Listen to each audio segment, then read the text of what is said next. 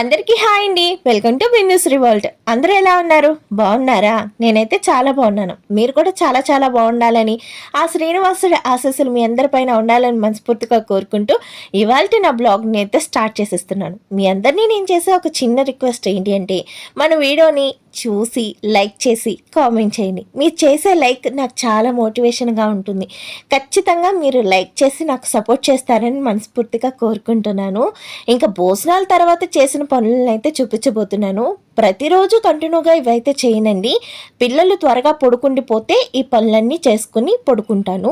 లేదంటే కనుక పిల్లలు పేచి పెడుతూ ఉంటే కనుక పిల్లలతో పాటు నేను నిద్రపోతూ ఉంటాను. కాకపోతే కొన్ని పనులు మాత్రం ఖచ్చితంగా చేయాల్సిందే. ఇంకా ఇవాళ పిల్లలు త్వరగా పడుకుండిపోయారు కాబట్టి ఇవాళ కొన్ని పనులు చేస్తున్నాను. ఎలాగో చేస్తున్నాను కాబట్టి మీ అందరికీ కూడా కొంచెం అవగాహనగా ఉంటుంది. నైట్ పూట ఏమేం పనులు చేసుకుంటే ప్రొద్దునే మనం చేసుకునే పనులకి ఎంత సులువుగా ఉంటుంది అన్నది ఈ వీడియో అనమాట. ఖచ్చితంగా మీ అందరికీ ఎంతో కొంత యూస్ఫుల్గా ఉంటుంది.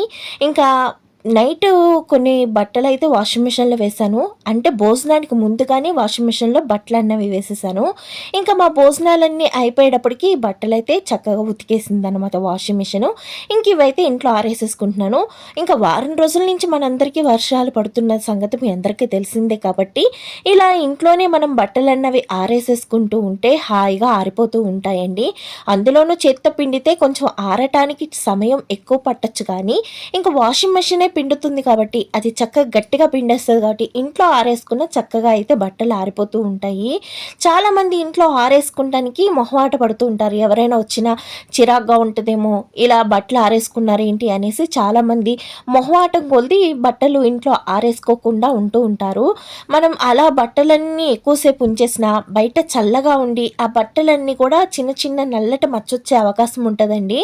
వర్షాలు పడుతున్నప్పుడు మనం నీడనో ఫ్యాన్నో ఎక్కడో చోట ఉతికేసుకుని ఆరవేసుకుంటాం అనేది చాలా ఉత్తమమైన పని అనమాట. నేనైతే బట్టలు ఎప్పటికప్పుడు వాష్ చేసేసుకుంటూ ఉంటాను. ఇంకా బట్టలు ఉతికేసుకున్నా సరే నేను ఇంట్లోనే ఆరేసేస్తూ ఉంటాను. ఇలా ఎప్పుడు కూడా మా ఇంట్లో ఇలా తీగలు అయితే కట్టేసి ఉంటాయి అనమాట. ఇటు పక్క తీగలు కట్టేసి బట్టలు ఆరేస్తే మాకెవరికి అడ్డుగా అయితే ఉండదనమాట. ఎందుకంటే ఇటు పక్క తిరగటం అనేది చాలా తక్కువ. ఇంకా అందుకోసం అనేసి ఇలా అయితే ఆరేసేసుకుంటాను. కొంతమందికి తీగలు కట్టుకుంటే అవకాశం లేని వాళ్ళు ఏంటంటే స్టాండ్లు ఉంటాయి కాబట్టి అవి కొనుక్కుని ఆ వాటి మీద బట్టలు ఆరేసుకోవచ్చు అనమాట. ఇంకా బట్టలన్నీ ఆరేసాక ఇంకా భోజనాలు చేశాక ఇంకా డైనింగ్ టేబుల్ అయితే తుడిచేస్తున్నాను. ఇంక ఇలా తుడిచేసాను అంటే ప్రొద్దునికి లేచి చూసేటప్పటికి నీట్గా ఉంటుంది. ఒక్కోసారి ఏంటంటే మా వారు భోజనం చేయకుండా పడుకుంటారండి. అలాంటి సమయంలో ఇంకా ప్రొద్దున్నే లేచేటప్పటికి డైనింగ్ టేబుల్ చికాగ్గానే కనిపిస్తూ ఉంటుంది అనమాట. అదే నైటే అందరం భోజనాలు చేసేస్తే ఇంకా ఇలా అయితే క్లీన్ చేసేసుకుంటాను. ఇంట్లో ఉండే వాళ్ళ బట్టి నేను పనులన్నవి మార్చుకుంటూ ఉంటానన్నమాట. పిల్లలు పడుకుంటే ఒకలా ఉంటుంది, పిల్లలు త్వరగా పడుకోపోతే ఒకలా ఉంటుంది, మా వారు భోజనం త్వరగా చేసేస్తే ఒకలా ఉంటుంది, చేయకపోతే ఒకలా ఉంటుంది అనమాట. ఇంట్లో ఉండే వాళ్ళ బట్టి నేను పనులన్నవి మార్చుకుంటూ ఉంటాను. ఎందుకంటే నేను ఇలాగే చేస్తాను మీరు ఇలాగే ఉండండి అంటే ఇంట్లో వాళ్ళకి కోపాలు వస్తాయి. అందులోనూ మా వారికి ముక్కు మీద ఉంటుంది కోపం. ఇంకా అందుకోసమనే ఆయన ఎలా ఉంటే నేను అలాగా చేసుకుని వెళ్ళిపోతూ ఉంటాను. కానీ ఇలాగే చేయండి ఇలాగే చెందండి అనేసి అయితే రూల్స్ పెట్టాను అనమాట. ఎందుకంటే మా వారికి రూల్స్ అస్సలు నచ్చవు.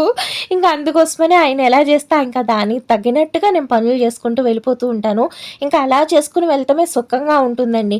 ఇంకా మనం నచ్చినట్టు చేసాము అంటే ఈ మగవాళ్ళతోటి వాదన వేసుకోవాలంటే ఇంకా ఓరి దేవుడా, ఇంకా మనం అలిగినా మనల్ని మనం సమర్థించుకుంటాం ఒక లెక్క, ఇంకా మగవాళ్ళు అలిగితే వాళ్ళని బుజ్జగించడం ఇంకో లెక్క. ఇలా ఇంట్లో అలిగే మగవాళ్ళు ఉంటే కనుక ఆ కష్టం ఏంటి అన్నది ఆడవాళ్ళకి ఖచ్చితంగా తెలుస్తుంది. మా ఇంట్లో మా వారు చాలా బాగా అలుగుతారండి.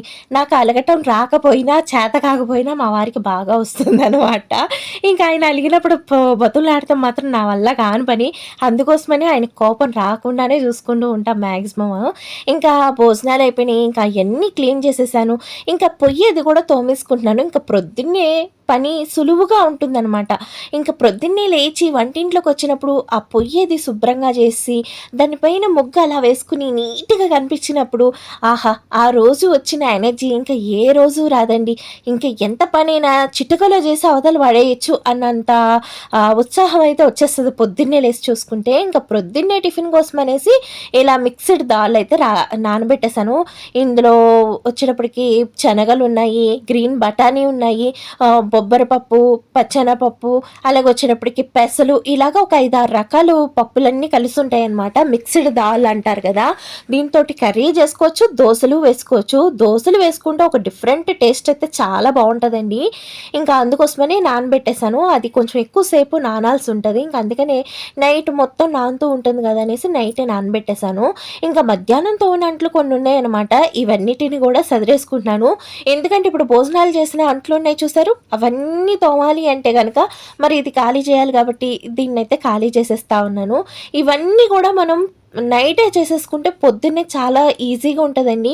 మనం ఒక పావు గంట సేపు లేట్‌గా లేచినా సరే హడావిడిగా ఉండదనమాట. ఇంకా అందుకోసమనేసి నైటే పనులు చేసుకుంటే హాయిగా అనిపిస్తూ ఉంటది. కాకపోతే ఏంటంటే మా చిన్న పాపకి, పెద్ద పాపకి నేను కథలు చెప్పి నిద్రపుచ్చటం అలవాటు చేశానండి. ఇంకా దానివల్ల ఏంటంటే నేను ఖచ్చితంగా వాళ్ళ పక్కన పడుకొని కథలు చెప్తూ నిద్రపుచ్చాలి. ఇంకా ఆ కథలు చెప్పే ప్రాసెస్‌లో నాకు కూడా నిద్ర అన్నది వచ్చేస్తూ ఉంటదనమాట. ఎందుకంటే ప్రొద్దున్నే తెల్లారుజామున లేస్తాను. ఇంక అందుకోసమని నాకు ఇంకా నిద్రొచ్చేస్తది. మధ్యాహ్నం పడుకుండే అలవాటు లేదండి. ఇంకా మధ్యాహ్నం పడుకుండే అలవాటు ఉన్న వాళ్ళు ఏంటంటే కాసేపు మధ్యాహ్నం రెస్ట్ తీసుకుంటారు. నాకు మధ్యాహ్నం కొంచెం ఖాళీ దొరికినా పిల్లల డ్రెస్సులకి ఎంబ్రాయిడరీ చేసుకుంటాము.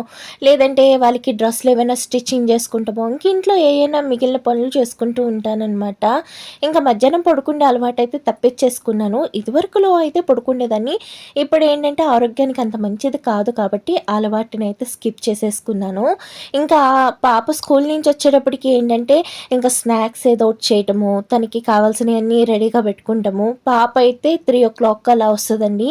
ఇంకా తను వచ్చిన కానించి తనకి స్నానం చేపిచ్చి, తినిపిచ్చి, తనతో హోంవర్క్ చేయించుకొని ఇంక ఈ పనులైతే సరిపోతాయనమాట. మా భోజనాలు అయ్యేటప్పటికే 1 అయితది. ఇంకా ఆ తర్వాత భోజనాలు అయ్యాక కొన్ని అంట్లుంటాయి తోముకుంటాము. మళ్ళా పిండిలు ఆడుకుంటాము. లేదంటే ఇల్లంతా క్లీన్ చేసుకురావటము, బయట నుంచి బట్టలు తెచ్చుకొని మడత పెట్టుకుంటాము. ఇంక ఈ పనులన్నీ ఉంటాయి కాబట్టి అసలెక్కడ కొంచెం రెస్ట్ కూడా ఉండదనమాట. ఇంకా అందుకోసమనే ఇంకా నైటే ఈ పనులన్నీ చేసుకుంటే హాయిగా ఉంటది. ప్రొద్దున్నే లేచేదందుకు కొంచెం ప్రొద్దున్నే ఒక గంట కునుకు ఎక్కువ తీయొచ్చు అనేది నా ఆలోచన అనమాట. ఇంకా ఇలా మొత్తం కిచెన్ అంతా కూడా క్లీన్ చేసేసుకున్నా. ఇంకా రేపు పొద్దున్నే కొంచెం లేట్‌గా లేచినా సరే ఏ గొడవ ఉండదనమాట.